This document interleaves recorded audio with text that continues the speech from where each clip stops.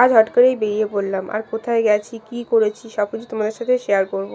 অনেক দিন থেকেই দিদি ফোন করছে যাওয়ার জন্য, সেরকম সময় পাইনি বলে যাওয়া হয়নি। দিদি এদিকে রাগ করে বসে আছে, তাই দিদিকে কিছু না বলেই বেরিয়ে পড়লাম দিদি বাড়ির উদ্দেশ্যে। আর এদিকে আমার ভাই আর ভাইয়ের ফ্রেন্ড দেখো আগে আগেই যাচ্ছে, আর ওদের বাড়িটা না অনেকটাই দূরে, খুব ক্লান্ত ফিল হচ্ছিল। যাই বন্ধুরা, পৌঁছে গেলাম দিদি বাড়িতে। আর এদিকে আমার দিদি খাবার দিচ্ছে, মানে যেতে যেতে আমার 4টে 4:30 বেজে গেছে। এদিকে আমি আবার রেডি হলাম, কেননা মেলায় যাব বলে, ওখানে গিয়েই প্ল্যান হলো মেলায় যাব বলে। তাই আর যেই ড্রেসটা পরে এসেছি সেই ড্রেসটা আবার পরে নিলাম।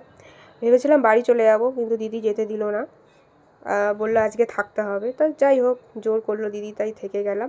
আর এদিকে দেখো বন্ধুরা, আমার বৌদি, দিদি, পুচকেটা, আমার ভাই সবাই মিলেই আমরা আবার মেলার উদ্দেশ্যে বেরিয়ে পড়লাম। আর এইদিকে পুচকেটাকে নিয়ে তো ভীষণই আমরা বিরক্ত লাগছিল। ও দুষ্টুমি তো করবে, বাচ্চা তো দুষ্টুমি করেই। আর এদিকে মেলায় ফটোগুলো দেখে আমি প্রেমে পড়ে গেছি। এদিকে কামনা পুকুর, এখানে নাকি কোনো কামনা বাসনা সব পূর্ণ হয়, যে কামনা মনে আছে সব নাকি এখানে পূর্ণ হয় বললে। যাই হোক বন্ধুরা, আমার লাইফে ফার্স্ট টাইমে এখানে আসা ঠাকুরনগর মেলায়। আর তোমরা যদি কেউ এসে থাকো অবশ্যই কমেন্টে বলো। আর এদিকে আমাদের পুচকাটা দেখো প্রণাম করছে, আর ওই কিন্তু আমাদের বড় সদস্য, সবাইকেই বলছে এটা করতে হবে ওটা করতে হবে, এইভাবে প্রণাম করতে হবে। আর এদিকে বন্ধুরা ও পুজো দিচ্ছি আমরা, দিদি পুজো দিচ্ছে, দিদি পুজো দিচ্ছে না, ওই পুজো দিচ্ছে। দেখো বন্ধুরা, ওই দক্ষিণা দিচ্ছে, সব কিছু ওই করবে।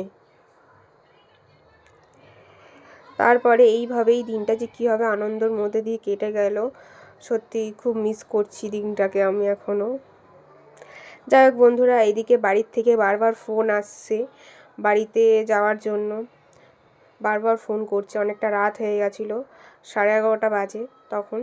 আর এদিকে বন্ধুরা তাও দেখো কতটা ভিড় মেলাতে। যাই হোক, মেলায় এসে কিছু খাবো না তা কখনো হয়, আর অনেক দোকান বন্ধ হয়ে গেছিলো। এদিকে আমরা খাওয়া দাওয়া করলাম, তারপরে আরও অনেক কিছু খেয়েছিলাম, সেগুলো ভিডিও করা হয়নি।